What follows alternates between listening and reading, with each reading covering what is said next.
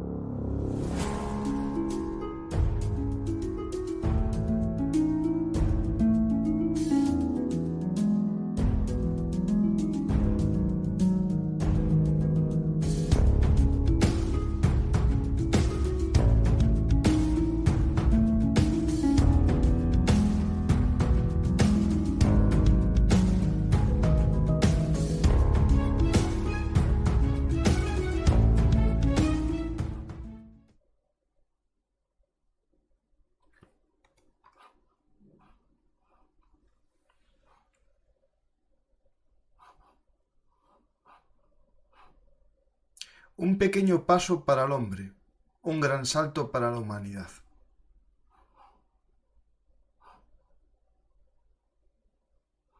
Hola amantes de la historia, soy Francisco García Campa. Un hombre, porque esta frase que acabo de decir plantea dudas si es para la humanidad o para un hombre. Sea como sea, es la frase que dijo el primer hombre que pisó la luna, ya sea en nombre suyo o de toda la humanidad.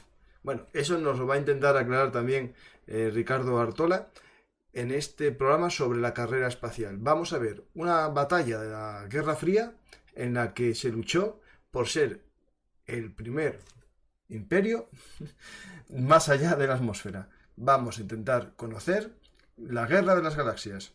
No solo vamos a hablar de Bush, pero también puede que salga Reagan. Vamos a intentar hablar de Kennedy y también de Nikita Khrushchev y los demás responsables de esta carrera espacial. Comenzamos este programa de Bellum Artis Historia Militar. Ya sabéis que esto es el lugar de encuentro para nosotros los apasionados de la historia. Y hoy vamos a hablar de un tema muy interesante y espero que no se llene de conspiranoides que nieguen el viaje, o si lo niegan, que al menos tengan argumentos. Sea como sea, vamos a lanzarnos a la estratosfera. Darle a me gusta, dejar un comentario y suscribiros al canal si sois nuevos. Y hoy contamos con Ricardo Artola, que ya lo conoceréis algunos de programas anteriores en Bellum Artis, y hoy nos va a hablar de uno de sus libros, La carrera espacial. Hola, ¿qué tal, Ricardo? ¿Qué tal? Buenas tardes. Encantado de volver a estar aquí. Un segundo, que tengo problemas técnicos. Ya está, vamos. Pues gracias, Ricardo, por todo, primero por tu trabajo en la editorial, Muchas gracias. que es una magnífica editorial de la que ya hablamos de varios libros. Y Arzalia os la recomiendo, es una editorial muy interesante para los amantes de la historia. Pero hoy vienes a hablar como escritor y de un libro que no está en tu editorial, sino en otra, ¿no? Efectivamente, sí, es un libro que yo hice con otro título porque ha tenido ya varias ediciones y que, bueno, fue un poco producto de la casualidad porque había una colección en Espasa, que es la editorial que me lo pidió en su momento, que eran libros que trataban de explicar una fecha emblemática de la historia. Entonces a mí me contactó la editora y me dijo, bueno, ¿te interesaría hacer un libro para esta serie? Y dije, pues sí, me parece bien. ¿Y qué fecha elegirías? Y bueno, fíjate si hay fechas en la historia que podría haber elegido, empezando por la historia de España y luego por cualquier otra historia. Sin embargo, me llamó la atención esta, que me parecía, bueno, o quizás a veces también eliges algo que no conoces bien para tener la disculpa de estudiar y de profundizar en un tema, ¿no? Y me metí en un berenjenal porque no sabía dónde me estaba metiendo y pensando que, bueno, yo venía de escribir de la Segunda Guerra Mundial, que es la antítesis, ¿no? Porque de la Está vinculada en parte. Sí, no, pero me refiero a la antítesis en el sentido de que la Segunda Guerra Mundial tienes lo que quieras. O sea, bueno, dime sí. qué batalla, qué frente, qué episodio, qué general, y hay de todo. O sea, biografías, memorias, tal. Y de esto, bueno, en español no había nada cuando yo lo saqué. Bueno, nada tampoco. Había 2 o 3 cosas. Y en inglés había cosas, pero no tanto como lo que ha venido luego, ¿no? Pues sé, me lo dijo la NASA, que estuviste allí Sí, para incluso informarte con este libro, porque como no había mucha bibliografía en España, claro, en aquel momento claro, decidiste saltar el charco para, sí. por lo menos comprar libros, ¿no? Eso es lo primero. Sí, sí, sí. Bueno, lo primero que pasa es que recientemente hice un repaso y quise ver cuándo se había fundado Amazon en Estados Unidos, Mm. ¿no? Para saber si cuando yo estuve allí ya existía Amazon. Y efectivamente existía, pero se había fundado como 2 o 3 años nada más, con lo cual, bueno, pues era una cosa muy, muy incipiente, ¿no? Y entonces yo, después de comprometerme a hacer un libro sobre este tema, pues me di cuenta que sin ir a Estados Unidos era imposible, porque no es esta cosa de Amazon hoy en día, que puedes comprar un libro en inglés, en francés, en italiano, en alemán o lo que quieras para documentarte, sino que entonces pues tenías que ir allí y ver los catálogos y ver qué editoriales publicaban. Y entonces, bueno, pues me pasé 15 días en Washington. Tenía un amigo que es José Manuel Sánchez Ron, que es un historiador de la ciencia muy ilustre y académico de la lengua, Mm. y, y que tenía contactos internacionales y que me abrió un poco las puertas de la NASA, ¿no? Y entonces, bueno, hay que tener en cuenta que la NASA tiene una cosa que se llama la Oficina del Historiador de la NASA, Mm. que es una unidad, o sea, un departamento, digamos, dentro de la NASA, con 3 personas. Entonces, que bueno, me parecía muchísimo, ¿no? Para esa institución que a fin de cuentas, cuando yo fui, pues debió ser en torno al 90 y la NASA se había fundado en torno al 59, con lo cual, o 58, o sea, con lo cual tenía 30 o 40 años y Mm. ya tenía esa oficina, ¿no? Y ahí es donde yo estuve ubicado, y yo donde iba todas las mañanas, como los trabajadores americanos estos que vemos en las películas, que llegan a trabajar y que luego se toman un sándwich a media mañana y todo eso. Y así estuve yo durante 2 semanas y ahí ya pude ver cuál era la bibliografía, Mm. pude comprar algunos libros, investigar estando allí, etcétera, etcétera, ¿no? Y ese Sí. fue un poco el arranque, sí, sí. Pues vamos a intentar, bueno, resumir la carrera espacial, ¿no? Eh, en una serie de hitos, una serie de etapas, y sobre todo Mm, también en el entorno, ¿no? O en el contexto de la Guerra Fría, porque yo creo que esto es sí, el elemento esencial, ¿no? A lo mejor si no hubiera habido fundamental, esa competencia, sí. a lo mejor no se hubiese nadie embarcado en algo tan caro, porque se ve posteriormente con la caída ya de la URSS, ¿no? Que Estados Unidos declina un poco su carrera espacial, abandona los viajes a la Luna y durante un tiempo, y ahora que China dijo que quería ir, es cuando Estados Unidos se replantea, ¿no? Estas misiones espaciales, ¿no? Al Ujú. final se ve un poco de ese prestigio, ¿no? Que da estas carreras espaciales, ¿no? Bueno, lo primero es que a mí me gusta definir la carrera espacial, porque es un concepto que se usa muy mal, empezando por los periodistas, y que lógicamente pues el público, siguiendo lo que dicen los periodistas, lo utiliza también mal. O sea, para mí la carrera espacial va del 5 de octubre de 1957 al 20 de julio de 1969. Es decir, del primer Sputnik, que causó, y que ahora lo comentaremos si te parece, que causó un gran impacto y que inició de facto la carrera espacial sin pretenderlo, pero bueno, marcó ese hito. Y luego, el 20 de julio del 69 fue cuando llegó el hombre a la Luna, y por tanto, por primera vez, y por tanto, ahí se acaba la carrera espacial. Por tanto, todos estos que hablan de que si después del 69, que si no sé qué, no, no, eso es la era espacial, que es otro concepto distinto. La era espacial empieza el mismo día, el 5 de octubre del 57, y sigue hasta la actualidad, y seguirá mientras haya actividad en el espacio. Pero es otra cosa, porque si no confunde la idea. Entonces, efectivamente, tú has ya hecho un enunciado fantástico, y es verdad, y es decir, no habría habido seguramente carrera espacial, aunque no se pueda afirmar con toda rotundidad, si no hubiera sido el contexto de la Guerra Fría. O sea, el contexto de la Guerra Fría, entre otras cosas, era el del prestigio de los bloques. Es decir, lo hemos visto en el deporte. El bloque soviético invertía mucho y lo hacía de una manera muy, muy salvaje, incluso a veces, y en la DDR y cosas que sabemos, en que sus equipos nacionales destacaran en las Olimpiadas y como un reflejo y una demostración de la superioridad de ese bloque, porque en el fondo en la Guerra Fría lo que había era dos bloques que se crean desde el principio, pues básicamente Estados Unidos por un lado, la Unión Soviética por otro, con sus satélites europeos, pero luego hay muchos países en Latinoamérica, en África, en Asia, que se pueden acercar más a uno o a otro por múltiples intereses, y uno de ellos es el prestigio de decir, esta es un bloque que está liderado por alguien que tiene, pues por ejemplo, eso, un liderazgo en el espacio, un liderazgo en el deporte, un liderazgo en distintos campos, efectivamente. Pues vamos a empezar, ¿no? Por el comienzo de todos, porque esto es Sí, algo que el ser humano siempre quiso, como volar. Yo una vez que creo que el ser sí, humano que ya voló, dijo, pues voy a volar tan alto un día para llegar. Ya tenemos a Ícaro y a Dédalo, ¿no? Los primeros sí, que quisieron sí, volar y quisieron ir hasta el sol. sí, sí, sí. Y ese deseo, ¿no? De ver lo que hay más allá, está casi en la mente de la humanidad.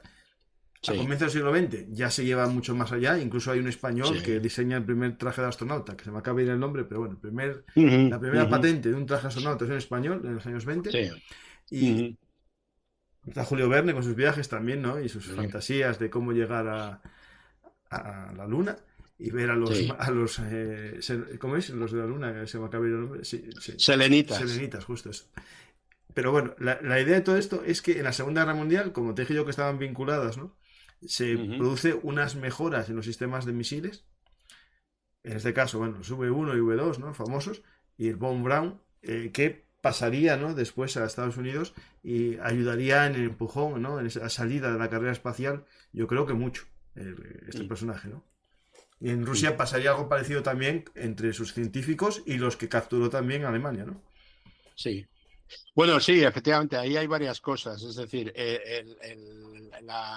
por un lado, el sueño de ir al espacio está desde los griegos, ¿no? Porque hay un autor griego que es Luciano de Samosata, que escribió un libro que es el predecesor de todos los que vinieron después, especulando sobre la posibilidad de ir a la Luna, ¿no? Hay que tener en cuenta que nosotros tenemos un satélite natural, digamos, que es visible, bueno, de distintas maneras, pero casi todos los días del año, Mm. y que está ahí, y que no todos los planetas tienen digamos, esa peculiaridad, ¿no? Seguramente si la Tierra, por lo que fuera, no hubiera tenido la Luna, pues a lo mejor las cosas podrían ser distintas, ¿no? Entonces, efectivamente, Julio Verne es un gran predecesor. A mí me sorprendió mucho de Julio Verne que leyendo después de escribir yo mi libro, cuando estaba escribiendo mi libro, eh, eh, este, fuera tan parecido muchos de los elementos, a mí de los escritos en el siglo Sí, XIX, sí, ¿no? sí, sí, sí. Y bueno, pero efectivamente llegamos a los años 50 y hay un año astrofísico internacional bueno, pues que está ahí como tantas cosas, digamos, de carácter científico, y los soviéticos aprovechan ese hito, ¿no? Que podrían no haber hecho nada o lo que sea, y deciden lanzar bueno, no, perdón, antes de llegar a eso que tú mencionabas, von Braun. Mm. Efectivamente, hay unos antecesores que son Goddard en Estados Unidos y Solioski en Rusia, antes de ser la Unión Soviética, que son antecedentes directos. Hay otro en Alemania. Y luego está el jovencísimo von Braun, que es un personaje por un lado fascinante y luego también muy oscuro, y que desde muy joven está involucrado en esas actividades digamos, pioneras preespaciales, podríamos llamar. O sea, lo que está es investigando con cohetes, pero el sueño de todos estos pioneros está muy vinculado con Julio Verne. Todos habían leído a Julio Verne, todos tenían sueños espaciales, etcétera, etcétera. Entonces, bueno, efectivamente, en ese contexto de cohetes, pues von Braun, que ya digo que era un hombre muy joven, descubre, y ese es su lado oscuro, ¿no? El que no le importe, digamos, de la mano de quién va a hacer las cosas, sino el objetivo que tiene, y descubre que con el régimen nazi pues va a tener muchas más posibilidades y recursos por la parte militar, ¿no? Y entonces, él es pionero en hacer unos cohetes que son los primeros misiles de la historia, misiles modernos, lo que llamaríamos misiles modernos, cuando eso en otros países está completamente en mantillas, ¿no? Y efectivamente, él, que como digo, es fascinante, pero también tiene su oportunismo, no material, pero sí de cumplir su sueño de lanzar cohetes y de ir al espacio, pues al final de la guerra se entrega a los estadounidenses. O sea, está donde sea que esté un minuto antes, y entonces va buscando a los estadounidenses. Eso pasaba mucho al final de la guerra con toda la confusión. Básicamente los alemanes huían hacia el oeste huyendo del Ejército Rojo, porque tenían ya clara intuición de por dónde iban los tiros, ¿no? Y entonces efectivamente se entrega. Claro, y efectivamente se entrega, y entonces ahí los estadounidenses hacen una operación, bueno, que habría que decir también un poco cínica, ¿no? Porque ellos que están hablando de desnazificación y de todo eso, hay que tener en cuenta que von Braun pertenecía a las SS, aunque evidentemente no era un guardián de un campo de exterminio, pero tenía muchos SS, trabajadores esclavos en las fábricas de los misiles. Y los trabajadores esclavos, efectivamente, que eso es mucho más grave, y que eso, claro, en pos de sus objetivos, pues parecía que no. Entonces los estadounidenses se llevan a un grupo importante de los pioneros de la investigación en cohetería moderna, en función de una operación que se llama paperclip, o sea, lo que llamamos clip en España, ¿no? Un paperclip. Y entonces los instalan en Estados Unidos, en una base americana, y los ponen a investigar en cohetes, ¿no? Pero bueno, como es Estados Unidos, que tiene programas para todo, etcétera, ¿no? Digamos, esto fue contexto, la V2 se llevó el proyecto a Estados Unidos y se hizo la V2 americana, el proyecto. Sí, o sea, la V1 y la V2 se desarrolló en Alemania y se llegaron a lanzar y llegaron a funcionar razonablemente bien para digamos, o sea, términos en los que se hacía en plena guerra, con recursos limitados, con mano de obra esclava, que aunque sea una salvajada, pero la mano de obra esclava es obviamente mucho menos eficaz, porque está explotada, porque está mal alimentada, porque está totalmente desincentivada, y por todo lo que te puedes imaginar, ¿no? Y aún así logra que funcione, logra que lleguen a Londres desde la costa de Francia, etcétera, etcétera. Y entonces lo llevan allí. Todavía no están pensando en el programa espacial, están pensando en puro armamento, ¿no? Y están investigando con cohetes más sofisticados, pero claro, como pasa siempre, todo depende de dónde pones las prioridades, y eso a lo mejor no es una prioridad tan grande como pueda ser el programa nuclear o, en fin, otro tipo de cosas. Y entonces, bueno, pues es en ese contexto, bueno, y los soviéticos efectivamente se llevan a otro grupo más que llamarles científicos, son ingenieros. O sea, la gran cuestión de la carrera espacial es que es el reino de los ingenieros. Son los ingenieros los que reinan en ese mundo, y los que levantan cohetes, etcétera, ¿no? Entonces se llevan a un equipo. Lo que pasa es que como los soviéticos son mucho más paranoicos que los estadounidenses y mucho más oscurantistas, etcétera, etcétera, pues y son alemanes, que son nacionales del país que les ha invadido y que les ha machacado durante los primeros años de la invasión, pues tienen sus desconfianzas. Con lo cual, les sacan su jugo, pero infinitamente menos que a los americanos. Aparte de que los que van no diré que son de segunda fila, pero son de categoría inferior a los que van a Estados Unidos, o sea, encabezados por Von Braun, ¿no? Y entonces, en ese contexto, los soviéticos están desarrollando su programa de misiles, de lo que luego van a ser los ICBM, los misiles balísticos intercontinentales, bueno, y los más básicos anteriormente. Y en el contexto de ese año dice, pues vamos a lanzar un satélite artificial. Y o sea, igual que tú dices ahora, pues vamos a hacer el año internacional de no sé qué. Y entonces, pues, organizas una actividad. Bueno, pues la actividad que ellos organizan es... Entonces, a los estadounidenses les pilla con el pie cambiado, les pilla por sorpresa. Hay que tener en cuenta que precisamente, y ahora lo veremos, o sea, el mundo que abre la carrera espacial y la era espacial es el mundo de los satélites. Y hoy en día nuestro mundo no se entiende sin los satélites. Y de hecho, la paradoja es que son los satélites los que luego permiten ver muchas cosas, sobre todo los satélites geoestacionarios, bueno, y que son los que nos permiten tener móviles, tener internet, tener previsiones meteorológicas, o sea, esto que se llaman los spin-offs, ¿no? Que si quieres luego hablamos un poco, que es interesante, ¿no? Bueno, y entonces, en aquella época lo que había era aviones espías, ¿no? Estaba el famoso U-2, que luego dio nombre al grupo musical y que el piloto que se lanzó en Siberia porque fue derribado, porque tuvo un problema y tuvo que saltar del avión, pues se hacía el seguimiento de esa manera, ¿no?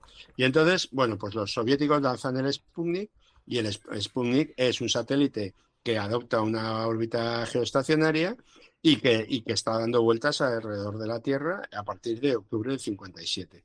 Y entonces esto es el primer granito de la carrera espacial, o incluso podríamos decir lo que define que ahí hay una carrera, aunque y genera una auténtica paranoia y una auténtica histeria colectiva en Estados Unidos. Sí. Pues claro, tenemos que tener en cuenta, la guerra acaba en el 45, Estados Unidos y la Unión Soviética son aliados formales, pero ya desde esos estertores del 45 se están viendo las disputas, la falta de confianza, etcétera, etcétera. Está la lucha por la bomba atómica. Los soviéticos consiguen su bomba atómica, si no recuerdo mal, en el 47, basado también en cuestiones de espionaje de la bomba americana, etcétera. Entonces ahí ya claramente para el año 57 hay una situación, pues eso, de guerra fría, de desconfianza. Bueno, ha habido el bloqueo de Berlín, que lo han tenido que levantar finalmente los soviéticos, o sea, un poco para dar el contexto de la época, y que es un contexto de disputa de esas dos potencias. Y entonces esto genera una paranoia y es muy curioso porque, por ejemplo, en el Pravda del 5 de octubre del 57, o del 5 o del 6, bueno, me da igual, del día de autos o del día siguiente, la noticia del lanzamiento del Sputnik es como eso que se dice, pues, una pequeña noticia en la portada, ¿no?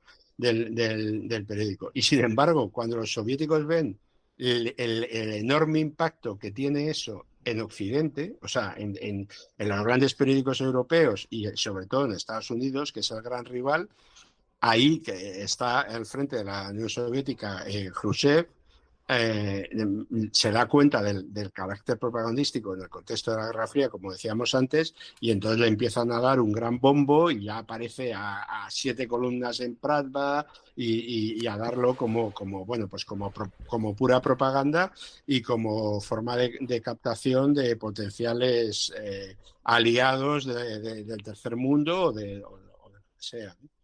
Y ese es el primer granito, ¿no? ¿Y Estados Unidos cuándo se entera de este lanzamiento? ¿Cuando sale el periódico o antes? Ya empezaba. ¿Cómo, perdón? ¿Que cuándo se entera Estados Unidos de que los soviéticos ya están con esta carrera espacial? ¿O les pillan muy por sorpresa? Bueno, por un lado, hay un seguimiento y entonces lo leerán en el periódico, pero por otro lado, el Sputnik emitía un bip, un sonido, que se podía captar incluso por los radioaficionados. Es decir, que estamos en una... Es que es curioso, que es lo que digo, que estamos en la época o sea, preespacial, precisamente, pero que preespacial siempre lo asociamos, pues a lo mejor a la llegada a la Luna, al programa Apolo, al programa Soyuz, pero también tiene que ver con las sondas y tiene que ver sobre todo con los satélites, ¿no? Entonces, hay un bip que se detecta, que lo puede detectar cualquier radioaficionado y que hay que tener en cuenta que cada X minutos, me parece que es, o cada hora o con lo que sea, el Sputnik gira alrededor de la Tierra, por lo tanto pasa por encima de Estados Unidos. Entonces eso, aunque hoy en día nos parezca risible, divertido, como quiera llamarlo, pero en ese momento es el espacio aéreo. Lo que pasa es que es un espacio aéreo que está, valga la redundancia, en el espacio. No es visible, no es como lo del U-2 que te decía antes, ¿no? Que eso sí es un espacio aéreo, igual que hay un espacio marítimo que es propio de un país y que por ahí no puedes pasar si no tienes una autorización, ¿no? Pero en el espacio exterior no existe eso, porque hasta entonces No, no es que había creo que también ningún... se juega lo de las 21 millas náuticas hacia Sí. arriba.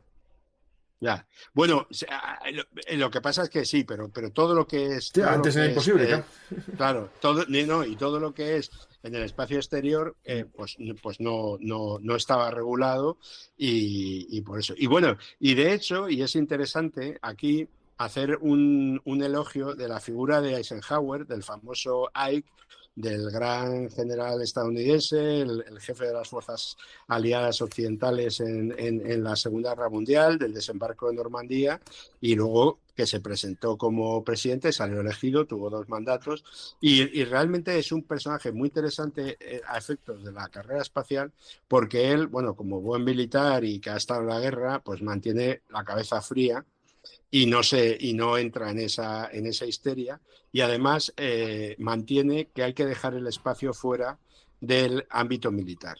Que eso, viniendo de un militar, es especialmente llamativo porque él vislumbra que si se convierte el espacio en campo de batalla militar, ¿qué quiere decir? Pues imagínate colocar un satélite con armas. Bueno, ahora ya cambió, ya es ahí la NASA Sí, y está también la Agencia Aeroespacial y de hecho el Ejército. sí, Y ahora también sí, España es Ejército de Aire y Aeroespacial, ya se sí, empieza a sí. militarizar.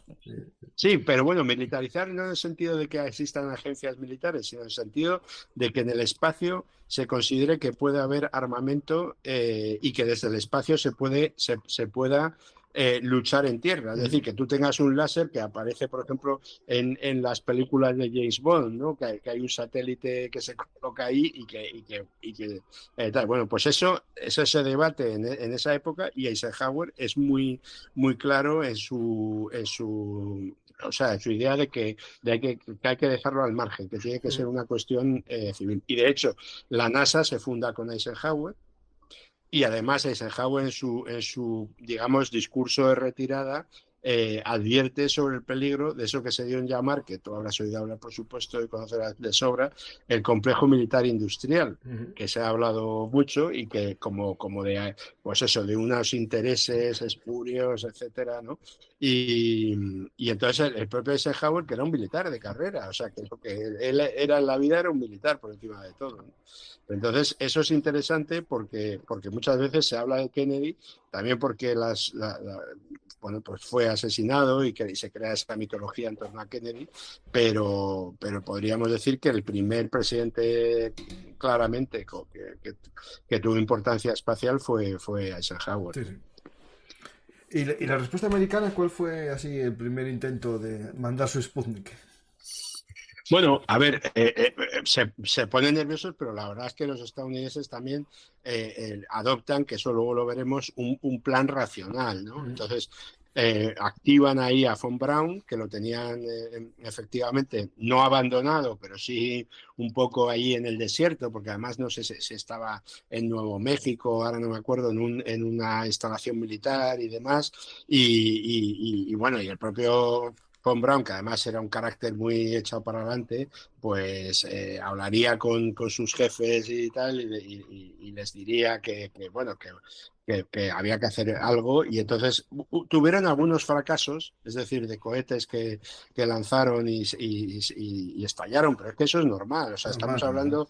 hablando como decía uno, como dicen ellos, un business, o sea, de un negocio arriesgado, y que luego llegas, y además ahí cuando mandas hombres al espacio, el objetivo es riesgo cero.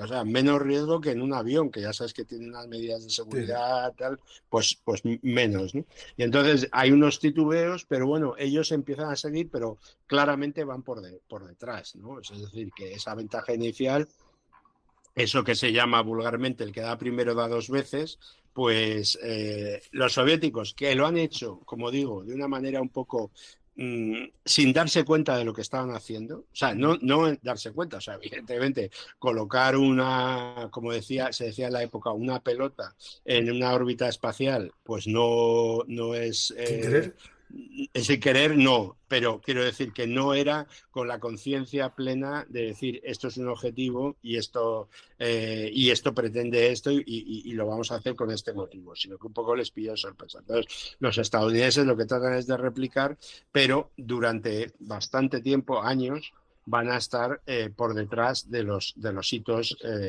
soviéticos. Entonces ahí Khrushchev toma bastante por la mano el programa espacial, es decir, lo lidera políticamente, o sea, se interesa, porque, vamos a ver, el hecho de que exista un programa de lo que sea en un país no quiere decir automáticamente que el máximo mandatario de ese país vaya a estar ahí interesándose o empujándolo. Y en este caso sí lo hace, por lo que digo, que ve la oportunidad propagandística en todo eso, ¿no? Entonces ellos lanzan a continuación, dice, bueno, ¿y qué entonces relaciona hitos de la Tierra con posibles hitos en el espacio. Y, por ejemplo, hay un hito que está vinculado con unas elecciones en Italia, que el Partido Comunista Italiano era el más fuerte de Occidente, y entonces, como forma casi de apoyar la campaña electoral italiana, el día de las elecciones, me parece, se programa una de las cosas que ahora no me acuerdo cuál era, pero para que te des cuenta de cómo claramente, después de casi hacerlo inadvertidamente o sin toda la conciencia de lo que eso puede tener, enseguida lo toman por la mano. Y eso va a ser también o sea, como ocurre con el karma, ¿no? Pues va a tener como una retranca, como una cosa negativa, porque al hacerlo en virtud de hitos de determinado momento o de publicidad, no está pensado como con un programa sistemático, racional, etcétera, como luego veremos y tendrá sus consecuencias. Entonces, el siguiente hito es mandar un ser vivo al espacio, ¿no? Y entonces ahí interviene la famosa perrita laica, que ya se ha contado muchas veces, que bueno, pues que fue lanzada, que no estaba prevista que volviera, que estaba claro que iba a morir, bueno, que fue un éxito porque se demostró que un ser vivo podía sobrevivir en el espacio, por lo menos en el tiempo que duró, porque como él no estaba programado por la cuestión del oxígeno, que durara más allá de X horas o días, ya no me acuerdo, pues, o sea, cumplió el objetivo para el que estaba previsto. Y eso marcó otro hito, porque además lo veremos, o sea, el espacio sin seres humanos no es lo mismo. Y eso es algo, y antes que los seres humanos están, pues un perro es casi el antecedente más inmediato, más vinculado con un ser humano, podríamos decir, ¿no? Un chimpancé que curiosamente los soviéticos usan a una perrita porque tenían toda la escuela de Pavlov que claro, había, el conductismo. o sea, sí, el conductismo con animales, con perros sobre todo y tal, y los estadounidenses tiran por los chimpancés, ¿no? y trabajan el equivalente con chimpancés. Y ellos, yendo por detrás, lanzarán su primer chimpancé al espacio, siempre por detrás, ¿no? De hecho, lo del chimpancé, yo había entendido que era porque les querían enseñar a hacer cosas sencillas, como tocar un botón y hacer cosas de esas. Sí, bueno, a ver, un chimpancé puede hacer más cosas si está entrenado que un perro. Lo que pasa es que, como te digo, lo de el perro, aparte de que tuvieran la escuela Pavlov, era el hecho de que no se esperaba que hiciera nada, sino simplemente saber si podía Sí, sí, sí, sobrevivir sí. en el espacio y tal. Pero sí, sí, sí. Quiero una foto de esas de entrenamiento de los chimpancés. Sí, sí, sí. Pues tenemos esto y ya pasamos vale, el perro está, el chimpancé está, mandamos otras cositas también y mandamos un Sí, paisano, ¿no? mandamos un paisano. Vale, y tú, Gagarin, ¿te veis bien? Ahora, monta. Exacto, sí, sí, no, lo que desarrolla es un programa espacial que se llama, ¿no? Y los americanos también desarrollan un programa espacial. Los programas espaciales americanos se llaman los tres primeros, los tres que hacen referencia a la carrera espacial, Gemini, Mercury y Apolo. Y los programas soviéticos se llaman Vostok y Voskhod. Entonces, bueno, un programa para lo que sirve es como que tú dices, estamos aquí, queremos llegar hasta aquí y para llegar aquí necesitamos hacer estos pasos y eso es en lo que consiste el programa, ¿no? Entonces, efectivamente, el siguiente paso, ya que se ve que un ser vivo puede sobrevivir, es mandar a un ser humano al espacio, ¿no? Entonces se plantea, por supuesto, que sean todo hombres, se les entrena, porque el entrenamiento de los astronautas y de los cosmonautas es o sea, se plantea el entrenamiento más estricto que se haya dado nunca hasta la fecha, o sea, más que los marines, que el ejército rojo o que lo que sea, porque tienen que estar entrenados para un ambiente hostil, ¿no? Y entonces, bueno, pues finalmente eligen, que eso también tiene mucho de propaganda, a, a Gagarin, que cumple además los requisitos de un buen Homo soviéticus, como se ha dado en llamar, Mm. hijo de clase humilde, pero que se ha formado gracias, digamos, a la revolución, etcétera, etcétera. Un hombre de un encanto indudable, de una sonrisa magnética, etcétera, etcétera. Y bueno, pues en el año 61 sale su misión y, y se cumple. Y se cumple con gran éxito porque bueno, pues se cumple todo lo que ha sido esperado y ya ahí la maquinaria propagandística está a todo trapo, ¿no? Y además está bastante tiempo en el espacio, o sea, quiero decir que no es una cosa de hacer un vuelo Sí, sí, sí. suborbital ni nada de eso, ¿no? Y bueno, y mientras tanto, pues los estadounidenses van por detrás, cosa que no les hace ninguna gracia, ¿no? Porque ellos están acostumbrados a ir por delante en todo y aunque hacen un gran esfuerzo, pero están por detrás. Ponen en marcha el programa Gemini, que se llama así porque las cápsulas llevan dos astronautas bueno, y están ahí haciendo sus cosas, pero siempre por detrás. Y bueno, y luego el siguiente hito es el primer, porque claro, las cosas que se van viendo, o sea, ¿qué ocurre con la carrera espacial? Pues que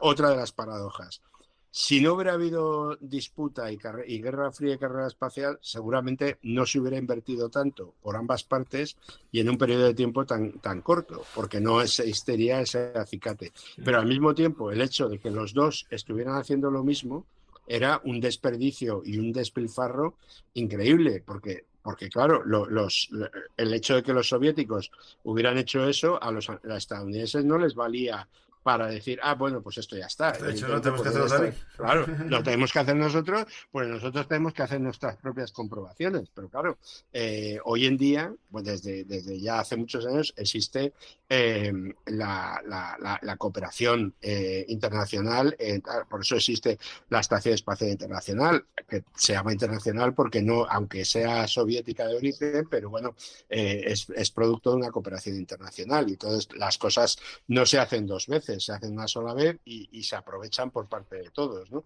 Que eso es lo lógico, pero la paradoja es esa, que se pone el dinero para la competencia, pero no para la cooperación. Eso también nos puede decir mucho, ¿no?, de cómo son las cosas. Pero esto era una carrera, no era Claro, una claro, competición, claro. no era Sí, una competición, sí. colaboración, ni una maratón solidaria. Claro. Y nada, y entonces en ese contexto, pues el siguiente hito es hacer una actividad extravehicular, que se llamaba en la jerga americana, EVA, Extravehicular Activity, y en la jerga soviética, pues era simplemente eso, salir de la nave, porque eso se consideraba que era una cosa que había que probar en esas fases iniciales de la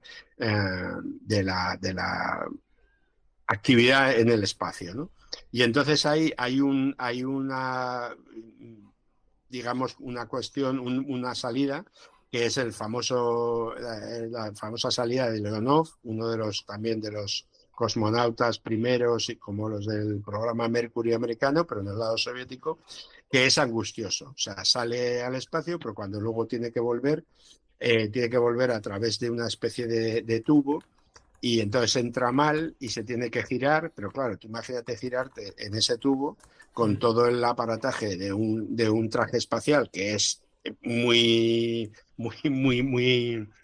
¿cómo se llama? No me sale la palabra, pero muy aparatoso, ¿no? Muy pesado, muy tal, y entonces se le está acabando el oxígeno, y eso, bueno, pues le crea más estrés, y hay una secuencia de fotografías como si fuera un fotomatón de la salida de Leonov, y puede volver, pero un poco por los pelos, ¿no?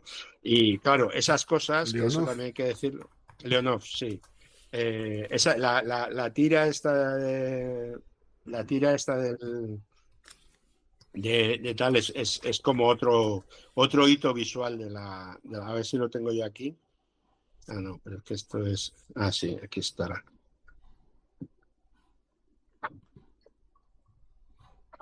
Mira, así, Espera un segundo. no sé si se ve, así se entrega Von Braun a los americanos. Se había roto el brazo y tenía, ¿lo ves? Y tenía Sí. el brazo en cabestrillo muy aparatoso. No, si es que esto. Aquí. No, ya la tengo yo aquí, una. ¿Lo tienes? Sí, Sí. una que está como entrando o saliendo, más Esta. bien. Espera. ¿Esta Espera. la ves? Un Sí. segundo. Ahora lo pongo. Sí. Ahora. No, ponlo, que está. Ponlo. Sí. Es como una secuencia y. Sí.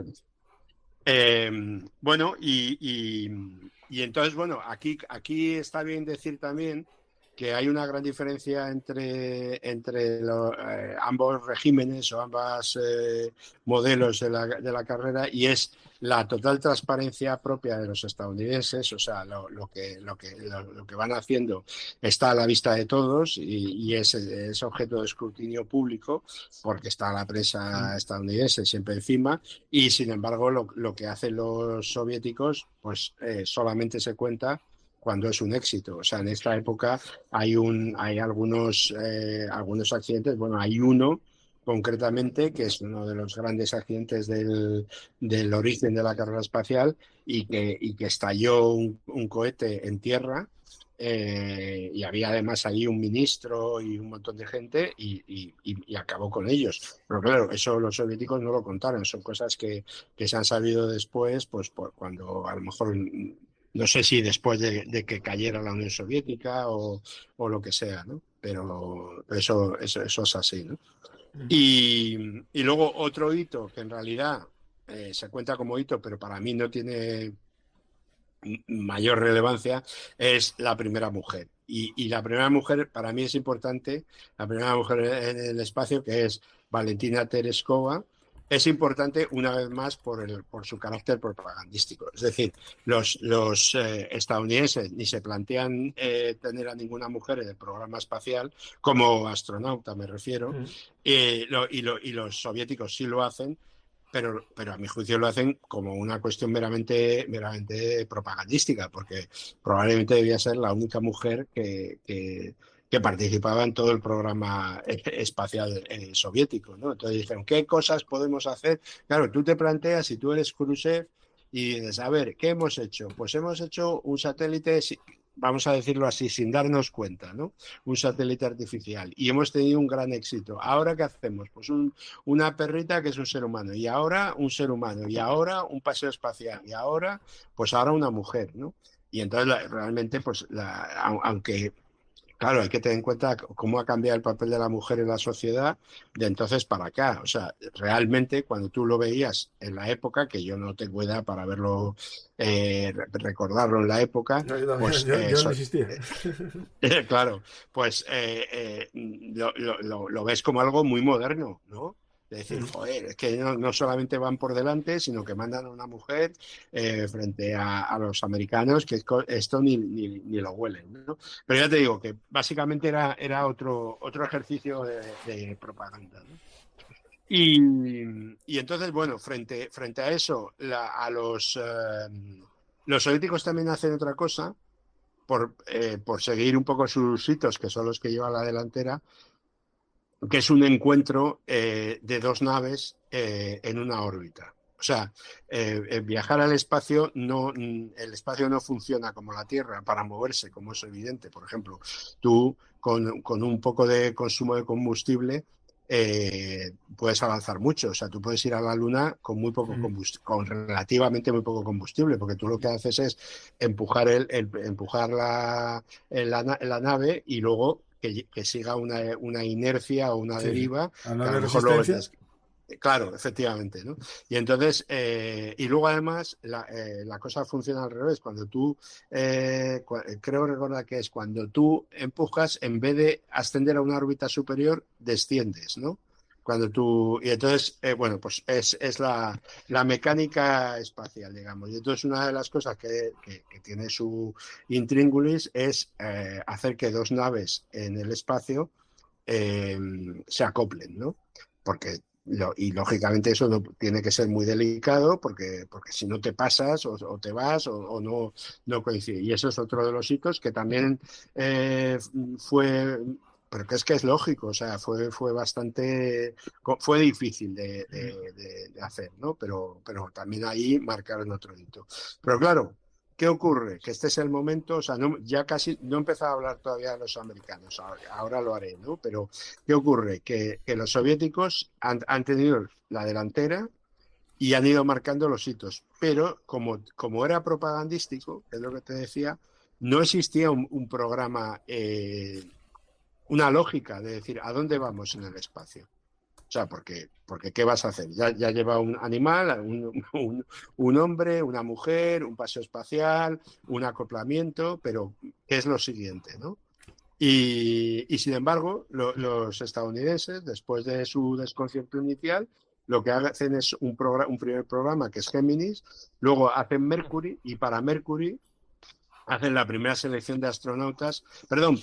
Mercury es el primero, discúlpame. Mercury es el primero, que es la nave con un solo astronauta. Y la siguiente es Gemini, que va entre Mercury y Apolo, exacto, que son dos. Entonces, para Mercury, que es el primer programa espacial, seleccionan a 7 astronautas que son los siete de la fama, que son estos, que esta es la foto oficial con los trajes espaciales, que son todavía, parecen de juguete, parecen casi de tal. Y esta otra foto que tengo yo, que es del entrenamiento durísimo, que lo llevan al desierto, por considerar que... Y entonces les tiran allí en el desierto sin nada, o sea, con un paracaídas, y con el paracaídas se hacen unos gorros para no tal, y van ahí como en calzoncillos y los sueltan, bueno, pues como luego... Yo creo que muchas cosas también de los cuerpos especiales que hay en todos los países seguramente han tomado cosas de la NASA y del entrenamiento. Sí, de hecho había una dinámica que yo usaba con mis alumnos en una asignatura de trabajo en equipo, que es la dinámica de la NASA. Que es una especie de valoración del equipo de supervivencia que tienen los... se juega que eres astronauta y tienes como 20 ítems que tienes que en equipo seleccionar en orden de mayor importancia a menor. Y la idea, y funciona en el 95% de los casos, es que la selección que hacen individualmente es peor que la que se hace en conjunto. Ajá, qué bueno. Y sirve para eso, dinámica de grupos y tal, está interesante. Claro, sí, qué bueno. Y bueno, y entonces eso, hacen el programa, los 7 del programa Mercury, y que es una nave de un solo astronauta. Lanzan la primera, bueno, lanza su chimpancé, lanzan su primer ser humano. La cosa de la mujer no la hacen porque no está en sus planes, ni lo consideran como cuestión propagandística, y nada, y luego tienen un programa intermedio que es Géminis, que es con 2 astronautas, ¿no? Bueno, los astronautas en ambos bandos se usan también de manera propagandística. O sea, tú sabes esa cosa que hay con los cantantes de rock o con los actores de Hollywood, ¿no? Que el estudio los cuida, los lleva, transmite una imagen de ellos como de personas sin tacha, etcétera, etcétera. Bueno, pues un poco con los astronautas pasa lo mismo. O sea, la NASA se hace cargo de ellos y los astronautas no se pueden emborrachar, aunque se emborrachen, no pueden ser infieles, aunque lo era mucho, no pueden tal. Entonces quieren crear una imagen impecable y entonces aparecen en todos los grandes periódicos y revistas. Bueno, ya sabes cómo funciona hay un par de el show business estadounidense, ¿no? Y bueno, y entonces en un momento dado de 63, 64, digamos, teniendo en cuenta que hemos arrancado en el 57, se puede decir que los estadounidenses les adelantan a los soviéticos en ese programa, ¿no? Es decir, que los hitos, pues, sobre todo porque tienen un objetivo, y aquí a lo mejor deberíamos detenernos un momento y explicar cómo ha sido todo esto desde el 57 hasta mediados de los 60 en Estados Unidos, si te parece. Sí. O sea, está, como te digo, es bajo la presidencia de Eisenhower. Eisenhower se mantiene muy tranquilo, funda la NASA, plantea que no debe haber presencia militar en el espacio y que eso hay que regularlo internacionalmente. O sea, tiene un buen comportamiento. Y luego está Johnson, que va a ser el vicepresidente de Kennedy, y que realmente es el primer y luego será el presidente cuando maten a Kennedy, es el primer político de alto nivel que realmente está interesado en el espacio, y lo está sinceramente. Entonces, desde el primer momento, pues él, además, creo que él era tejano, y Texas tenía su importancia en el programa espacial también, Estados Unidos. Pero vamos, que él lo hacía porque realmente era algo que le interesaba, ¿no? Y entonces, bueno, cuando gana las elecciones más reñidas de la historia de Estados Unidos, las famosas elecciones de Kennedy contra Nixon, y gana a Kennedy, pues al poco de tomar posesión se produce. Ahora tendría que mirarlo, cuál de los hitos que os he contado, me parece que es el de Gagarin, y además coincide cronológicamente con la fallida invasión de Bahía de Cochinos, ¿no? Es decir, que es un momento de Kennedy muy, muy, muy bajo, y que él necesita también, digamos, remontar. Y entonces él plantea, y lo plantea con Johnson, que claro, tiene la suerte que tiene un vicepresidente experto en el tema espacial, ¿no? Y qué se puede hacer, ¿no? Y entonces pide un informe que además a mí me impresiona mucho por cómo muy, muy americano, ¿no? O sea, ¿qué podemos hacer? ¿Qué estamos haciendo? ¿Qué podemos hacer más de lo que estamos haciendo? ¿Qué tal? O sea, un verdadero cuestionamiento y con eso le dan un informe y le dicen lo que podemos hacer, o sea, en qué podemos ganar a los soviéticos, etcétera, etcétera. Entonces lo que dice es, el objetivo tiene que ser llegar a la Luna. Y entonces Kennedy adopta esa propuesta y da el famoso, increíble, emocionante, bueno, supongo que yo estoy condicionado, discurso a las dos cámaras del 61, que para mí es uno de los grandes discursos de Kennedy, si no el mejor, en el cual dice que propongo a esta cámara que llevemos antes de que acabe esta década a un hombre a la Luna y lo traigamos de vuelta sano y salvo a la Tierra.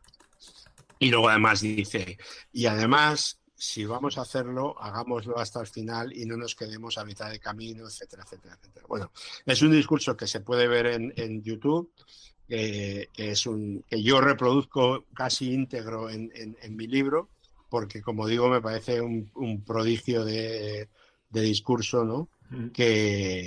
Bueno,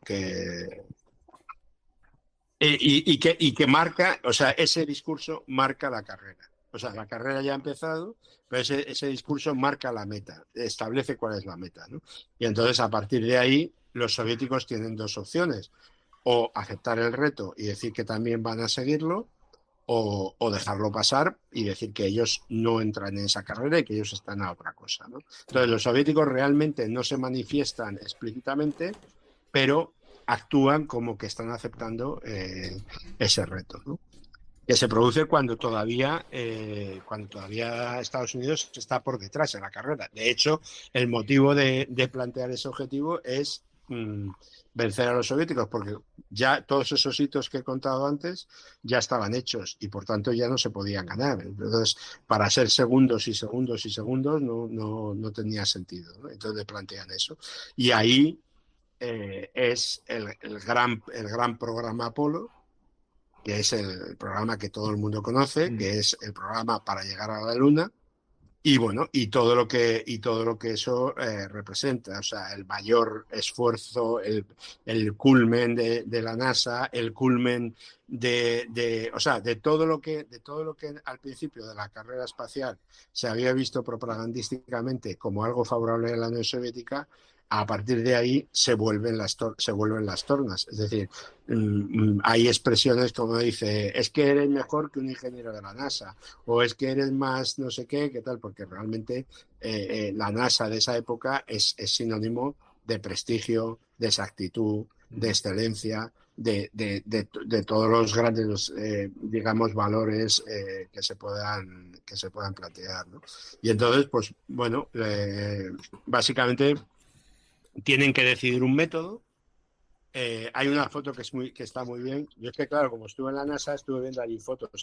Ahora se pueden ver se pueden ver todas en internet, pero que es la foto del método, ¿no? Que es John C. Hubble, que era un científico de la NASA, un ingeniero de la NASA, y que aquí en esta foto se ve que es como pinta en una pizarra el método que hay que van a seguir para ir y volver, que no era evidente, ¿no? Y Esa que es la básicamente teoría. consiste... Espera, hay Sí, una teoría, no sé si es cierta o falsa, pero yo me gusta, de que estaban dando vueltas de cómo hacer que el hombre llegase a la luna y que volviese, sí, no que quedase ahí. Y a alguien se le ocurrió la idea, no sé si es cierta o no, de que cuando iba de compras con su mujer y no había sitio para aparcar, él daba vueltas alrededor del supermercado eso no lo sé. hasta Eso que, hasta que su mujer salía y sí, la recogía. sí, sí, sí, sí. Pues esa Yo eso anécdota no la en sabía. psicología de los recursos humanos, Sí, para ideas de empresa y tal, ajá. lo decían los profesores. Sí, A mí sí, me sí, parece sí. que es algo un método muy inteligente y que, bueno, no se diferencia Sí, mucho de lo de la NASA sí, sí, y sí, podría sí. ser tan Sí, sencillo como eso, porque a veces los inventos grandes vienen claro. de Sí, sí, soluciones sí. sencillas. Sí, sí, totalmente. Pero vamos, lo que tenían que decidir es, o sea, por ejemplo, había un método que establecía llegar y dejar ahí a los astronautas, Claro, o sea, claro. con lo cual no hubieran cumplido.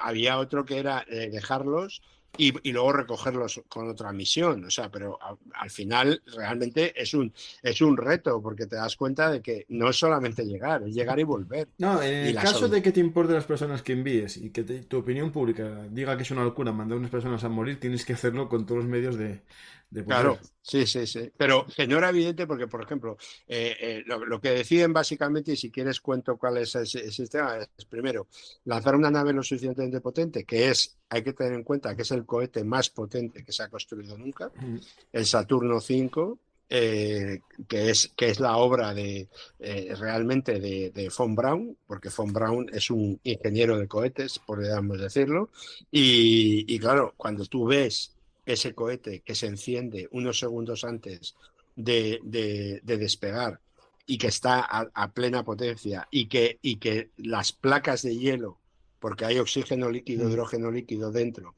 y está a temperaturas no de congelación, pero vamos, a temperaturas muy bajas, y con el calor de las turbinas de abajo que empieza a subir, hay un contraste, eso es emocionante. Quizá yo estoy condicionado, pero porque la gente a lo mejor no lo ha visto y no se da cuenta de lo que eso representa. Entonces, la cosa es que optan por, primero, vencer la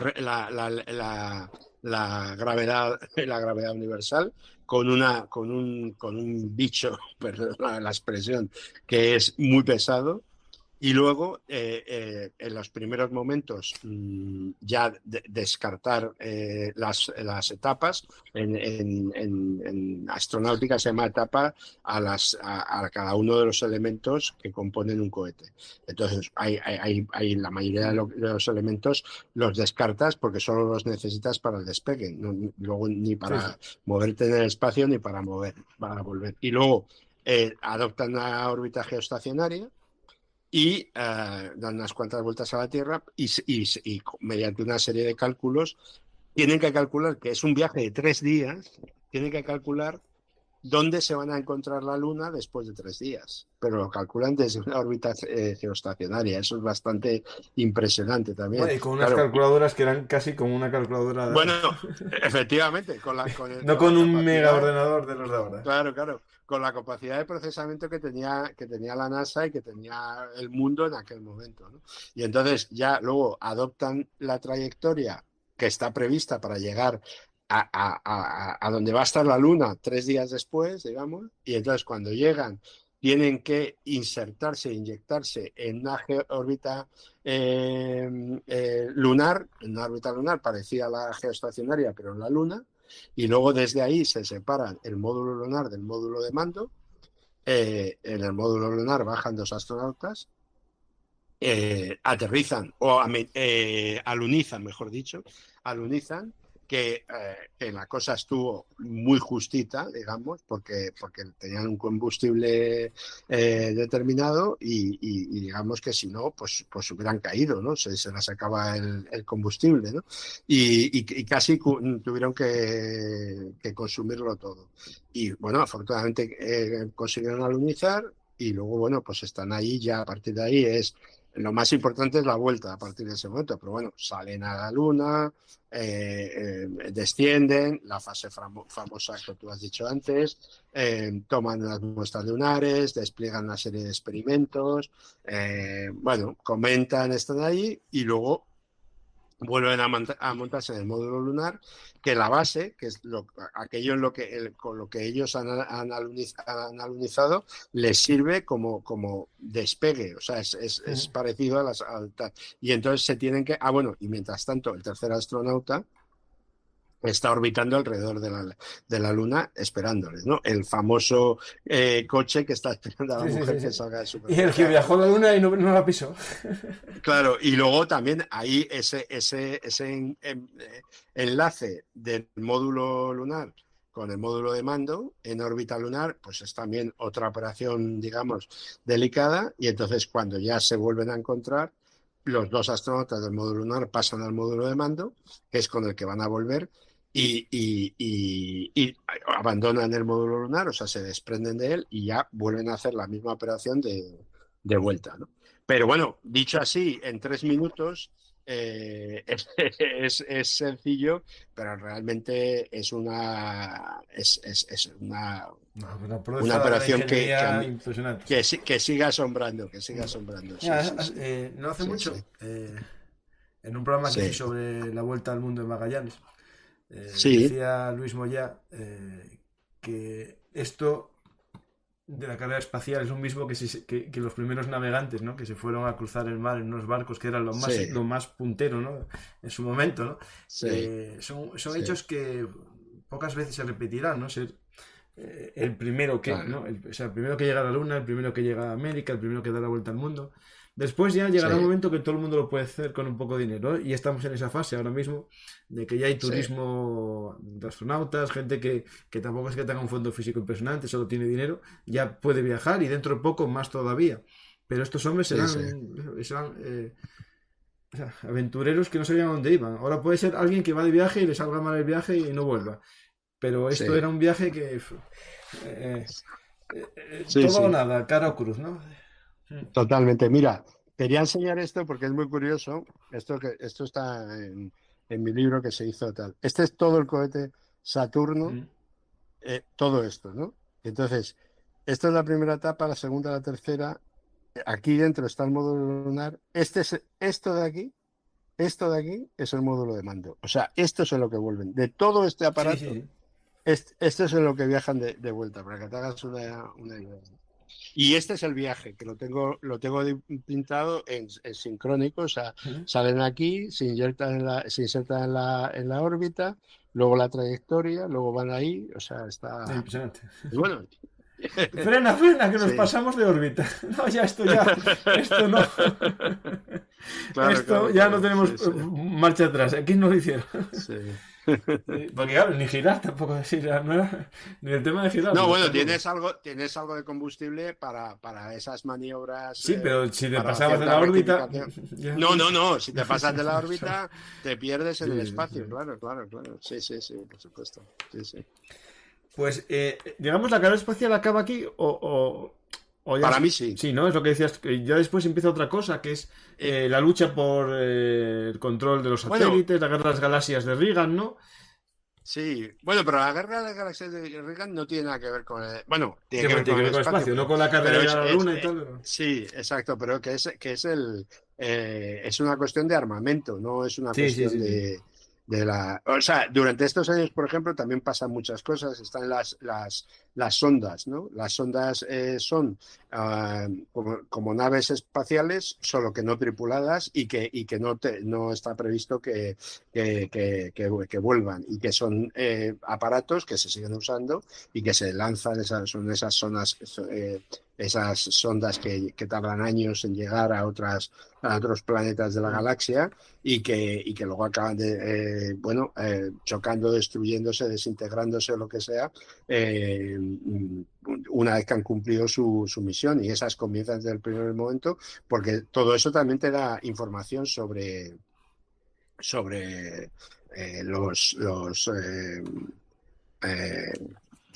eh, sobre el espacio, ¿no? Porque ten en cuenta que no se sabía nada, o sea, al principio no se sabía si se podía viajar, bueno, cómo se iba a viajar, si el ser humano podía vivir en el espacio, si la radiación la radiación solar, que no estábamos protegidos por la atmósfera como está que estamos nosotros, podía acabar con los astronautas. O sea, había muchos más inquietudes que respuestas que se fueron dando poco a poco conforme avanzaban las misiones.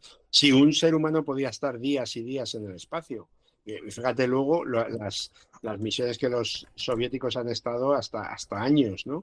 Y que luego vuelven aquí, que no tienen músculos por la ausencia de gravedad y que tienen que hacer un entrenamiento para volver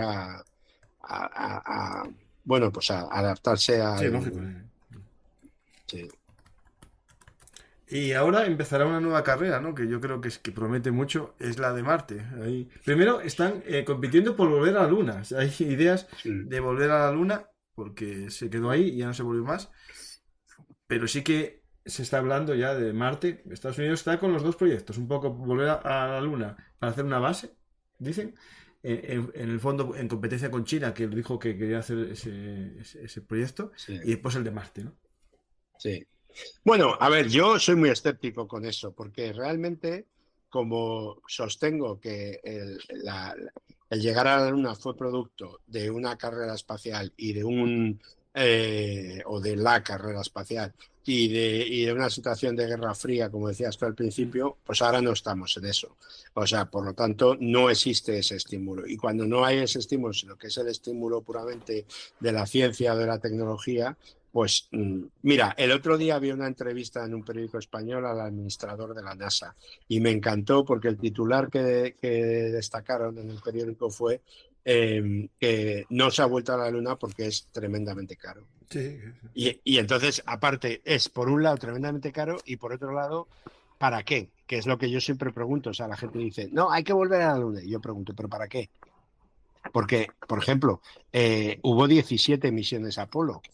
Y las 9 primeras, bueno, hubo una que no fue misión, pero que se mantuvo, pero vamos, las primeras misiones Apolo tenían el sentido de prepararse para la misión del Apolo 11, pero luego desde la 12 hasta la 17, incluyendo la famosa 13 y tal, fueron repeticiones que realmente ya aunque se hizo ciencia ahí y se trajeron más muestras, etcétera, etcétera, casi como que sobraban, ¿sabes? O sea, o sea, se hicieron porque ya tenían los cohetes hechos y porque no lo iban Pero, por ejemplo, una cosa que pasó que es muy curioso, lo de la misión del Apolo 13, es que con la 12 las audiencias y tal, que habían sido espectaculares, y la gente que iba a Cabo Kennedy, a Cabo Cañaveral, a ver el lanzamiento de las misiones y todo eso, cayó en picado, porque claro, ya la Ya novedad está. no.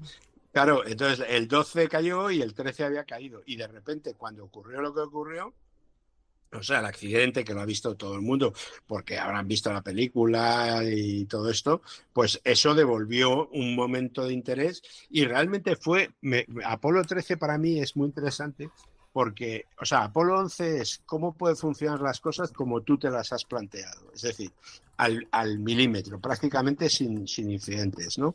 Pero Apolo 13 es cómo funcionan las cosas, tú que hablas antes de organización del trabajo, de equipos, etcétera, etcétera. O sea, ¿cómo consigues poner en marcha un plan B en un terreno tan estrecho? Es decir, porque acuérdate que hay esta cosa que dice que empiezan a coger, como ya no van a lunizar, ya todo lo que tienen y el módulo lunar y todo eso lo pueden usar para sobrevivir, ¿no? Entonces, el oxígeno, esa caja que ponen para depurar el oxígeno, que servía para otra cosa, pero que les dice, oye, haz esto y no sé qué, no sé cuánto. Claro, pero ahí es Y, cuando y entra primero los ingenieros que están de esta tierra dando ideas, pero sobre todo también ellos ese entrenamiento de supervivencia que habías dicho en el desierto, pues sí, sí, claro, al sí, final, sí. claro. Sí, pero que te quiero decir que no es como tú que digas, estamos en la Tierra, ¿no?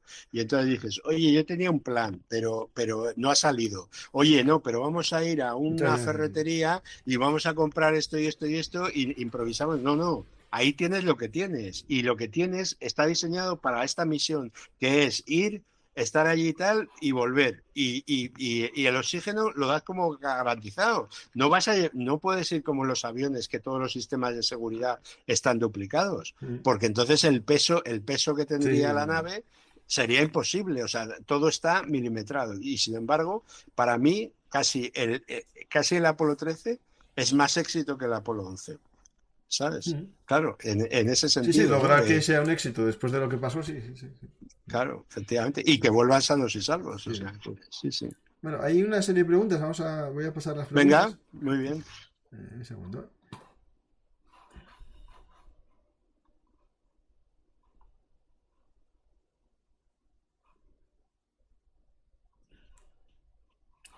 Ahora está bien ya, sí. La primera no es una pregunta, es una observación, gracias. El español fue Emilio Herrera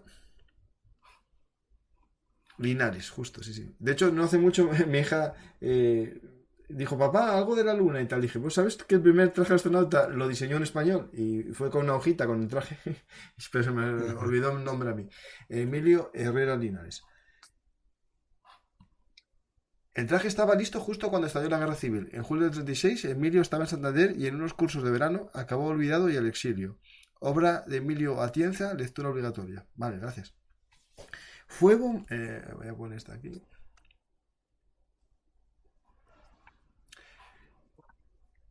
¿Fue Von Braun un ingeniero genial en la mesa de diseño o más bien un visionario y gestor de proyectos? ¿O las tres cosas? Yo creo que sí, yo creo que más bien un visionario y un gestor de proyectos, sí, sí, sí. Es decir, era un hombre que, bueno, estoy seguro, porque había estado, es que Von Braun es el enlace entre los pioneros y la generación de los que van a la Luna. O sea, los pioneros son Tsiolkovsky, hombre, no conocía a Tsiolkovsky ni tal, o Goddard, que tampoco le conoció, pero que está más cerca de eso casi por su condición prematura, vamos, que está ahí muy, muy, muy temprano. O sea, antes de la llegada de los nazis al poder, ya está haciendo sus cohetes y Sí, de niños, sus sí, sí. historias. Bueno, no, pero no de niños, sino con cierta No, profesionalidad. y después como una especie de la ingeniería o como fuese lo que estudió, a lo mejor fue por libre, ya Sí, estaba con eso. sí, Hay una película que refleja un poco su vida y sí sí. que es interesante. Mira, aquí hay una foto, por ejemplo, que es interesante, de Oberth, que es otro de los pioneros de la era espacial, la Sociedad para los Viajes Espaciales, y Von Braun es el segundo por la derecha. O sea, que esto es antes de... Mm. Von Braun es este, o sea, es un chavalito, Sí, es un sí. No, y chaval tengo ahí una foto aquí, se la jovencito, encontré ¿no? también. Espera a ver si la encuentro. Porque había encontrado una foto también del de niño. Sí. La Sociedad Alemana para los Viajes Espaciales. En 1932, y claro, ¿en qué año nace? En el 12, es decir, con 20 años. Sí, sí. Está con 20 años ya en esto. O sea que sí. Yo creo que es un visionario pero seguro que si se tenía que arremangar y dibujar lo que fuera o tal, también lo hacía, vamos. No, no tengo dudas. Vamos a más preguntas, si hay alguna más.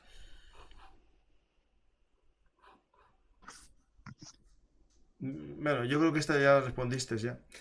¿Veremos llegar Sí. al hombre a Marte antes del 2040 o es una quimera? Eh, yo creo que cualquier cosa que vaya a pasar en el espacio tiene que ver con el retorno, o sea, con la rentabilidad. Es decir, ya no estamos en un contexto de Guerra Fría, a pesar de la guerra de Ucrania, a pesar de que efectivamente los chinos hayan empezado su propio programa espacial, y que bueno, que se ponen muy, o sea, adelantan mucho porque están en otra fase de su historia, digamos, pero yo no me imagino otro. Lo que sí me imagino es, o sea, la Luna es básica, la Luna es un trampolín, pero la Luna es básica para tener allí una base y para de allí que pueda haber materiales que puedan servir en la Tierra de una manera muy, muy exponencial, digamos, ¿no? Pues Sí. yo qué sé, para lo que sea, para los móviles, para lo que sea, ¿no?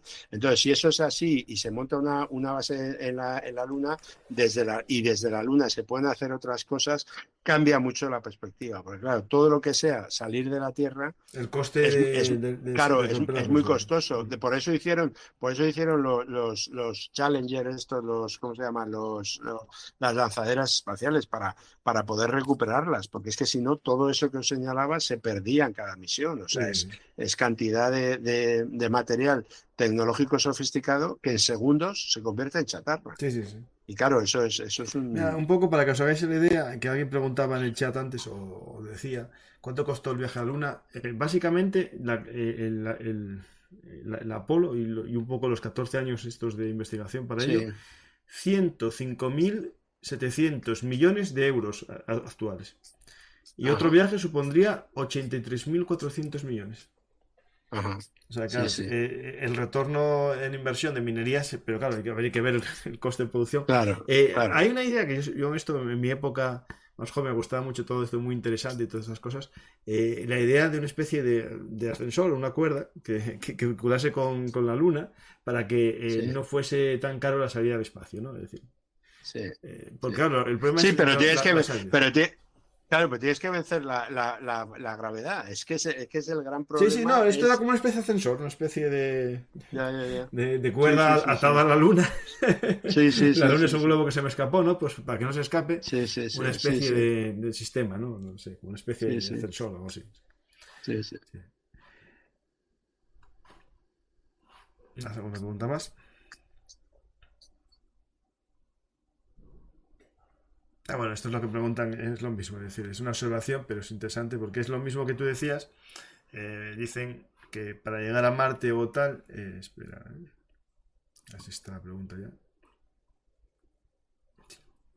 Ahí está. Tengo tantas pantallas que me lío. Para colonizar Marte o hacer una base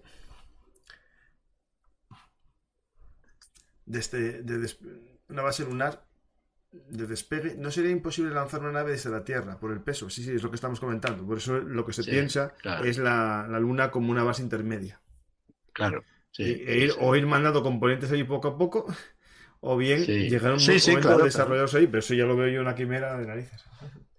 Bueno, no, pero es un poco como la estación espacial, ¿no? La estación espacial, en el fondo, está compuesta como de módulos que te llevan y que los ensamblas, y que a base de ensamblarlo y desplegarlo, pues acabas consiguiendo una estación grande con muchos módulos y con muchas cosas de capacidad, ¿no? Hay una pregunta que es muy friki, pero yo esta la respondo porque de mi época friki y que sigue siendo toda mi vida, la de ¿qué pasa si disparas una pistola en la luna? Eso en la película esta de Moonraker de James Bond se veía, pero no, realmente si disparas una pistola la bala va al infinito, pero el problema es que tienes tú con el retroceso, que te tira hacia atrás. Y de hecho, en la dinámica esta de la NASA, la pistola, diría la gente, no vale para nada. Sí vale, porque te sirve de proyector para si tienes que saltar algún cráter o lo que sea. Te hace como una especie de...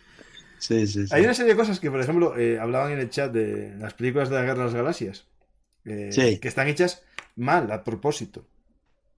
Porque, por ejemplo, explosiones, salvo que tengas oxígeno dentro de la nave, la forma de explosión es muy complicada en el espacio por falta de oxígeno. Hay también un tema muy interesante que en la película de la Guerra de las Galaxias, cuando le dan a la nave, siempre se hunde, ¿no te fijaste? Eso lo hizo Lucas porque le gustaban las batallas navales y claro, el símil de que un barco se caiga. Está bien. Pero claro, en el espacio eso no pasa, ¿no? Pero bueno, son cosas muy interesantes. Bueno, el láser ya estamos ahí, ya se está usando ya en la Tierra contra drones, por lo tanto, ya en breve, quién sabe ya si la parte del láser lo tenemos ya de las películas. Que se vea es otra cosa, porque para que se vea hace falta polvo. Bueno, dejamos este momento friki. Y la última... no, mira, hay una pregunta que yo creo que también la respondiste. ¿Fue un error quitar el Saturno 5 y poner un Challenger? Yo no, o sea, no creo que fuera un error, porque eran fases distintas. O sea, el Saturno es como si tú dices, es un error cambiar un 600 por un Ferrari. No sé si el ejemplo es adecuado, ¿no? Pero bueno, pues un 600 era un vehículo propio de una época donde existían unos niveles de vida, unos objetivos, y la gente lo que hacía era ir de veraneo, no sé qué, y el Ferrari se usa para otra cosa. Entonces, cambiando y volviendo al ejemplo, el Saturno era un grandísimo cohete muy sofisticado para poder elevar un gran peso a una órbita, o sea, o vencer la resistencia de la gravedad, ¿no? Mientras que los vehículos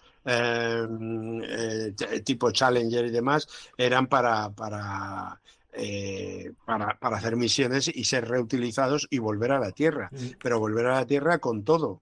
Y poder, digamos, es como un coche que le rellenas el depósito y lo reutilizas, digamos, ¿no? O sea, y lo otro no, lo otro lo perdías, o sea, perdías el 95% del hardware, digamos, ¿no? Bueno, ahí ya tengo un debate en el chat. Si la bala no tiene oxígeno, ¿cómo se activa? Es que la bala, al estar cerrada, tampoco se activa con oxígeno cuando está en el cielo, en la tierra. O sea, es decir, está Sí, cerrada. Es decir, la pólvora hace una deflagración sin comburente. De hecho, hay más sí, comburentes que el oxígeno. Por sí, tanto, sí. algún elemento de la pólvora puede ser comburente y no hace Sí. falta oxígeno para la pirámide del fuego, que yo me dedicaba a Sí. dar clase de eso. Bueno, es posible usar un cañón como los de Gerald Ball para poner componentes en órbita. No sé si sea posible, pero a mí... Ah, componentes, vale, pero a mí no me metes en un cañón para lanzarme al espacio, porque la aceleración te revienta. O sea. Sí. Pero bueno, para No, piezas, no, bueno, para no, piezas, bueno.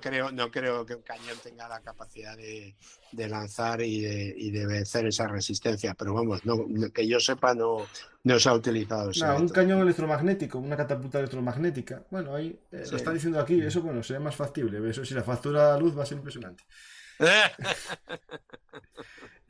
Pues, Sí, sí. mira esto. ¿Qué se sabe de la centrifugadora gigante que idearon para hacer lanzamientos baratos? Sí, claro, efecto onda. Yo no lo sé. No, Pues tengo que no. investigar, que es una centrifugadora. Sí, sí, sí, sí, Y sí. para allá vas.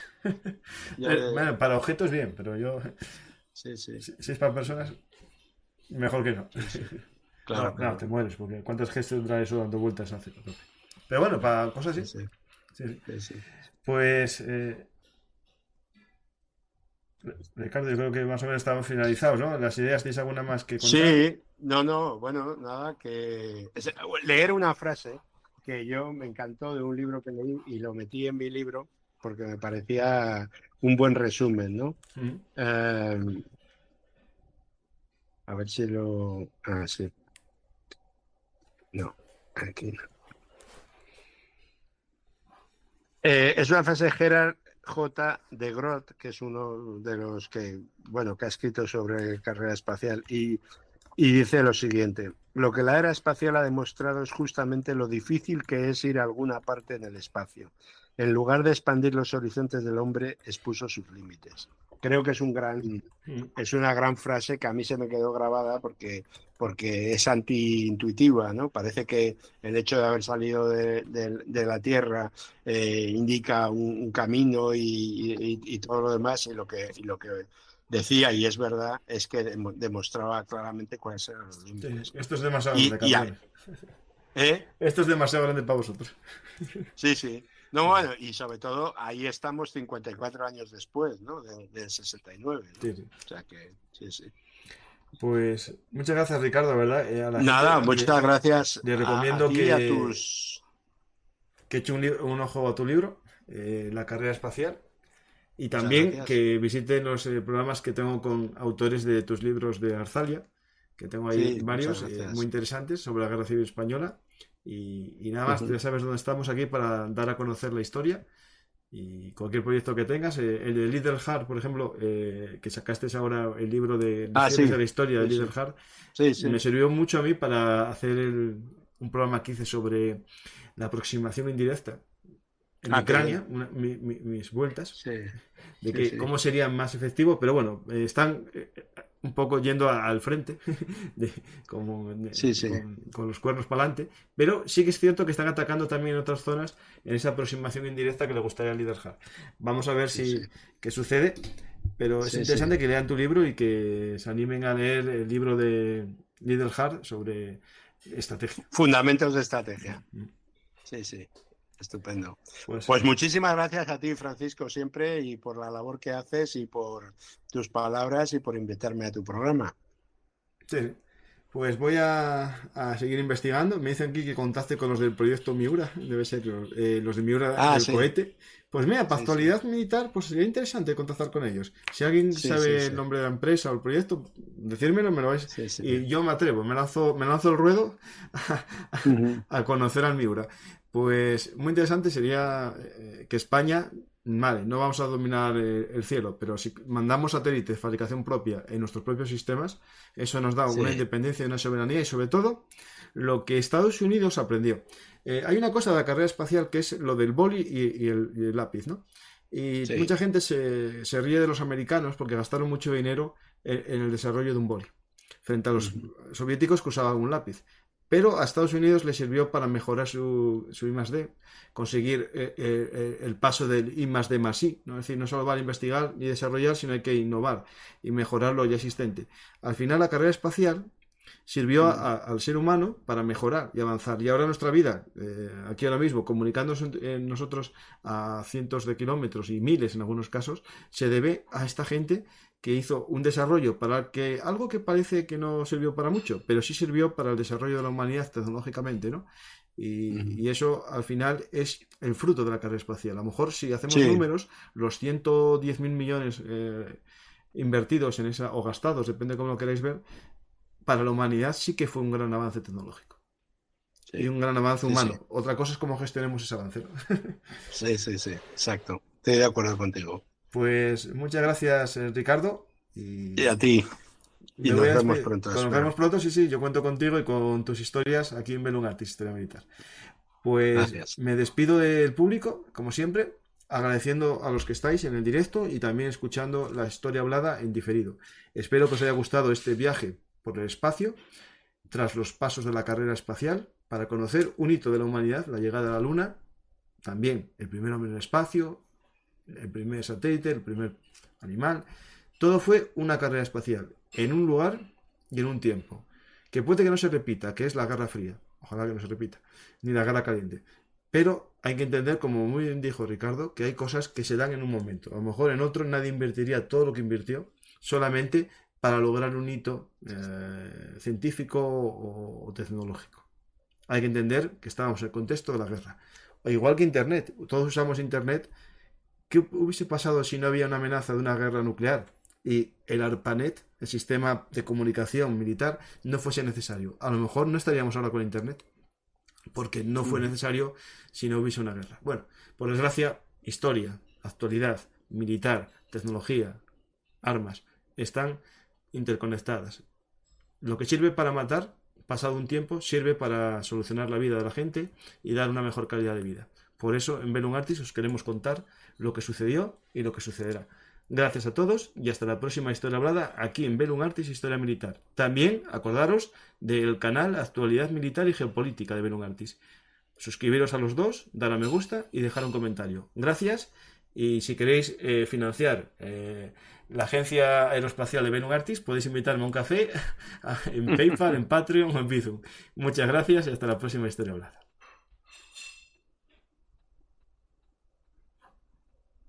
Hola amigos de la Historia Militar. Si os ha gustado este contenido, por favor apoyadnos en iVoox, YouTube o Patreon. Recordad que Bellum Artis es vuestro canal de Historia Militar y trabajamos para daros los mejores contenidos. Muchas gracias a todos y hasta la próxima historia hablada. Y no os olvidéis de dar a me gusta y compartir. Hola amigos de la Historia Militar. Si os ha gustado este contenido, por favor apoyadnos en iVoox, YouTube o Patreon. Recordad que Bellum Artis es vuestro canal de Historia Militar y trabajamos para daros los mejores contenidos. Muchas gracias a todos y hasta la próxima historia hablada. Y no os olvidéis de dar a me gusta y compartir. Hola amigos de la Historia Militar. Si os ha gustado este contenido, por favor apoyadnos en iVoox, YouTube o Patreon. Recordad que Bellum Artis es vuestro canal de Historia Militar y trabajamos para daros los mejores contenidos.